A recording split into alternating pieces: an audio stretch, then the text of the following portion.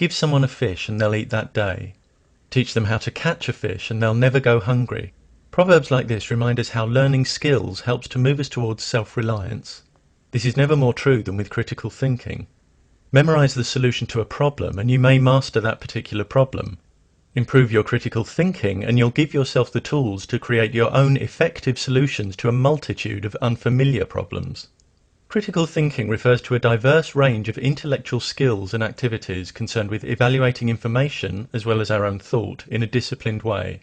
When we're willing and able to examine our own capability as thinkers, acknowledging problems and weaknesses, this can help us refine our thought processes so that we learn to think and assess information in a more comprehensive way that increases our ability to identify and reject false ideas and ideologies.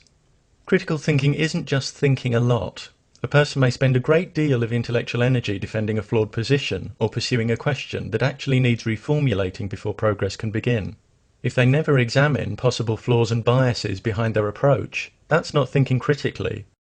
We must want to be better at thinking, to pinpoint and minimize any biasing influence on our thought from culture and upbringing, to seek out and be guided by knowledge and evidence that fits with reality, even if it refutes our cherished beliefs.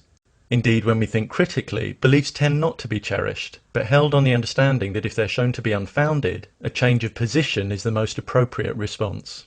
Critical thinkers cultivate an attitude of curiosity and eagerness to widen their perspective and broaden their knowledge, and they're willing to do the work required to keep themselves properly informed about a subject. They recognize that explanations must actually explain and be testable to be worthy of serious consideration, and that legitimate theories clearly define the circumstances in which they'll concede defeat.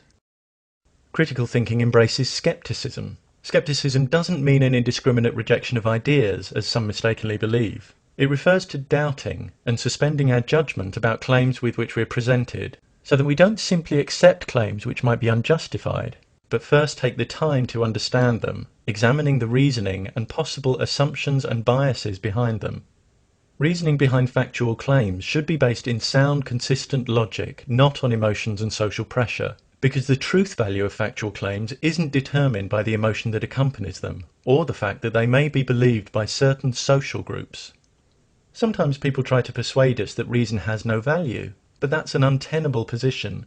Arguing against reason is cutting off the branch on which you sit, using the very thing you're dismissing in order to construct a case against it. Reason has an intrinsic role in the decisions and judgments we make as we negotiate our way through life, whether they be momentous or trivial. If a particular line of reasoning is flawed, what will increase our understanding? Dismissing the value of reason or looking honestly at the flaws? A lack of respect for reason or evidence, or any number of obstructive character traits, will sabotage one's capacity for critical thought. One of the biggest barriers to critical thinking is an unwillingness to see complex issues in anything other than black and white terms. If one sees only two options when more exist, this constitutes a false dichotomy. Consciousness is often presented as something that's either an eternal immaterial entity or reducible and identical to brain states, when in fact there are various other positions. Many divide people into those who accept evolution and those who believe in specific gods, when these categories are not mutually exclusive. If we think in false dichotomies, we'll tend to draw false conclusions. For example, by judging that if option A is false, option B must be true. We may also misrepresent others by wrongly assuming that if they don't hold attitude X, they must hold attitude Y. Black and white thinking often reflects an underlying reluctance or refusal to deal with the uncertainty that results from complexity and an absence of definite answers. But leaping to flawed conclusions because you can't tolerate the ambiguity of not knowing is not about truth or curiosity, but comfort. The critical thinker can handle uncertainty, preferring to be aware of their own areas of ignorance, and they can wait for valid evidence and evidence-based answers.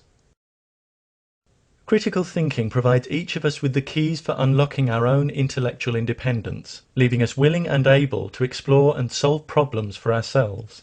It moves us away from rash conclusions, mystification, and a reluctance to question received wisdom, authority, and tradition. It moves us towards intellectual discipline, the clear expression of ideas, and the acceptance of personal responsibility for our own thinking.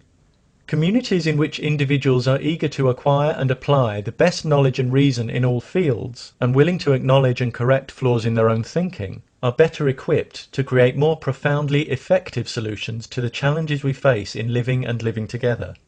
When we teach and encourage critical thinking, we empower individual lives and invest in our collective future.